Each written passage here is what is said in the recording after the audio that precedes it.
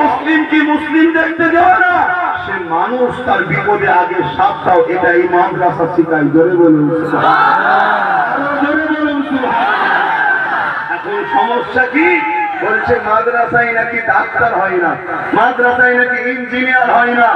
আরে মাদ্রাসায় পড়ার পরে হাজারো ডাক্তার ইঞ্জিনিয়ার হচ্ছে। আপনি চোখে পাওয়ার যদি হয়, পাওয়ার আবার চশমা লাগান, লাগিয়ে দেখুন মাদ্রাসা থেকে পড়াশোনা করে হাজারো ডাক্তার উকিল জজ নিয়ম তৈরি হচ্ছে। আর এরপরে আপনাকে যদি তর্কের খাতিরে ধরে নিই, মাদ্রাসায় ডাক্তার উকিল জজ হয়নি, তর্কের খাতিরে যদি ধরে নিতে হয়, আমি আপনাকে বলবো মাদ্রাসায় ডাক্তার হয়নি, উকিল হয়নি, জজ হয়নি, ঠিকই কথা, কিন্তু মাদ্রাসা থেকে দেশের ডাক্তারও তৈরি হয়নি। এটা আমি চ্যালেঞ্জের সাথে বলতে পারি। দেশের সঙ্গে যতজন গাদ্দারি করেছে, দেশের সম্পদকে চুরি করে ফিরে এসে চলে গেছে, একটা কেউ মাদ্রাসার নয়, মাদ্রাসা। আমার দেশের খবর, পাকিস্তানকে সাপ্লাই করে যতজন ধরা পড়ছে, একটা কেউ মাদ্রাসা নয়। আমি কারো ধর্ম নিয়ে আলোচনা সমালোচনা করছি না, আমি জালিমের বিরুদ্ধে বলছি। আমি কার বিরুদ্ধে বলছি? যেন কোন ধর্মের সঙ্গে আমাদের লড়াই নয়, আমাদের লড়াই জালিমের বিরুদ্ধে। আমার আল্লাহ যখন পানি দেয়, এই পানি যখন মুসলমানের বাড়িতেও হয়, হিন্দুর বাড়িতেও হয়, আল্লাহ যখন সবার তাহলে আমি কেন ঝগড়া করবো? ঠিক না বেটি? আল্লাহ যখন কোন খাবার দিয়েছে সবাইয়ের জন্য, আমি কেন লোকের পর অন্য ধর্মের লোকের খাবার কেড়ে নেবো? আমার লড়াই কোন ধর্মের বিরুদ্ধে নয়। আমার রাসূল লড়াই করেছে আবু জেহেল, উতবা, সাইবা, আবু লাহাব, যারা জালিম ছিল, রোমের বিরুদ্ধে, পারস্যের বিরুদ্ধে যারা জালিম ছিল, আমাদেরও লড়াই জালিমের বিরুদ্ধে।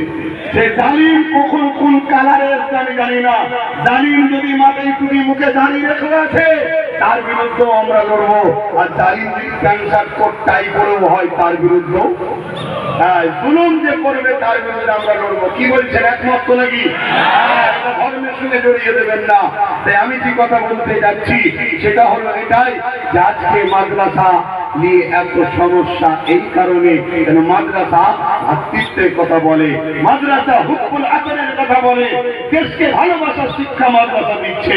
তাই সেই মাদ্রাসা চূড়ার কথা বলে, মাদ্রাসা বিচ্ছেদের কথা শিক্ষা দেয়নি, তাই মাদ্রাসাকে আঘাত দিবার চেষ্টা করছে। তাই আমি বলবো, মাদ্রাসায় পড়াশোনা যারা করে, তারা মাদ্রাসায় পড়াশোনা করার পরে যাতে ডাক্তার, উকিল, জজ, ডিএম হতে পারে, তার জন্য সরকার ব্যবস্থা করুক না। সরকারকে সাধুবাদ জানাবো, ঠিক না বেটি? তোমার সেই মুরদ নাই, সে ক্ষমতা নয়।